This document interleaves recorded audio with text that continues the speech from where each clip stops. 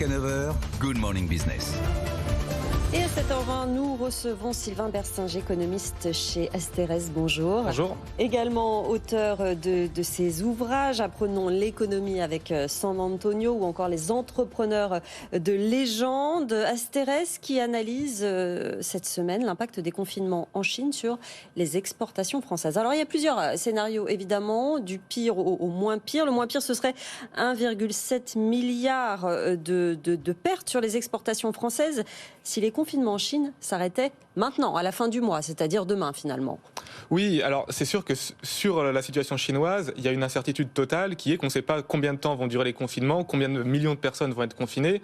Donc en fait, on ne peut traiter cette question qu'en faisant différents scénarios, en se disant voilà, s'il se passe ça, voilà ce qui se passe, s'il se passe plutôt tel autre scénario, parce que il faut admettre que personne n'en sait rien.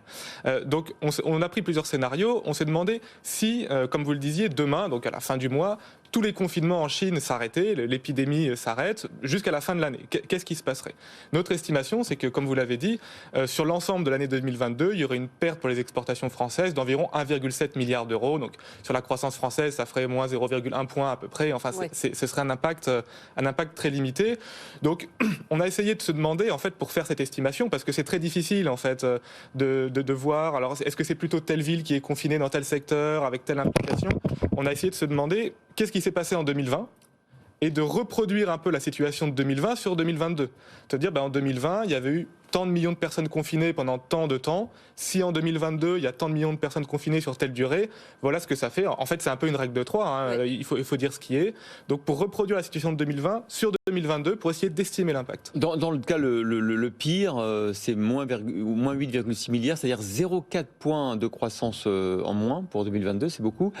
Quels seraient les secteurs les plus touchés ?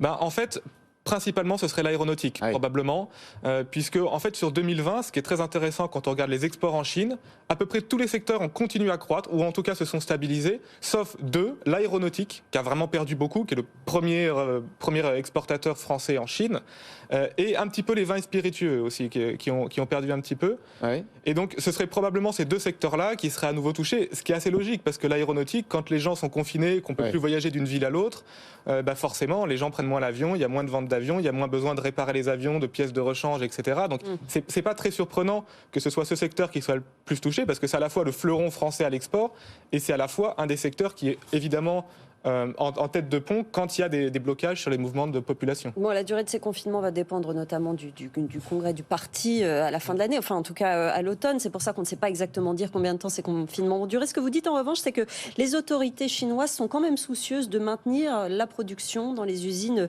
stratégiques et le trafic portuaire quand même. C'est un peu rassurant ? Oui, alors ça c'est plus pour le côté importation. C'est-à-dire, est-ce que ces confinements vont entraîner sur l'économie française des pénuries de composants, ce genre de choses. Et à la limite, si Jean-Marc Daniel était là, il serait content. Il dirait on va moins importer, donc on va pas trop dégrader notre balance commerciale. Oui, alors on peut le voir comme ça, mais enfin, je ne serais pas aussi optimiste. Mais non, c'est vrai que autant sur le premier confinement de 2020, il y avait eu un blocage total, des ports bloqués, des usines bloquées. Là, on a l'impression, alors nous, chez Asterès, on n'est pas en Chine, on voit ça de loin, mais on a l'impression que les autorités chinoises sont soucieuses de ne pas paralyser l'ensemble de l'industrie et des ports. C'est ça. Donc on voit des usines où En fait, ça se passe un peu comme aux Jeux Olympiques. C'est-à-dire que les usines deviennent un petit peu des bulles, où ils essaient de faire dormir les ouvriers sur place. On en a parlé, on a même eu des témoignages de patrons de PME françaises où leurs salariés, pendant 30 ou 40 jours, ont dû dormir dans l'usine. Voilà, donc il y a un peu cette idée, sur notamment des usines stratégiques pour l'économie chinoise ou pour les exportations, d'arriver à maintenir quand même la production pour éviter, évidemment, des pénuries en cascade, puisque si on le sait bien, s'il manque un composant dans une voiture ou un ordinateur, c'est toute la chaîne qui est bloquée. Et on a quand même le sentiment que les autorités chinoises, même si elles sont très dures sur les confinements, sont soucieuses de maintenir l'activité portuaire, les transports, même s'il y a des retards, et les usines, on va dire, les plus stratégiques pour les chaînes de valeur mondiale. En Europe, qu'est-ce qui est le plus touché par cette situation en Chine ? La France se situe comment par rapport à ses voisins ? Je dirais que la France, c'est plutôt un pays qui est moins exportateur, par exemple, que l'Allemagne. Donc on peut presque dire que notre faiblesse devient en creux un petit peu une force. On le voit d'ailleurs sur la différence de croissance entre la France et l'Allemagne. L'Allemagne est plus touchée à la fois par ce que vous dites sur ses capacités d'exportation en Chine et la situation en Ukraine d'ailleurs. Oui, alors sur les deux, bien sûr, puisque l'Allemagne exporte plus vers l'Ukraine et la Russie et importe plus aussi, notamment sur le gaz.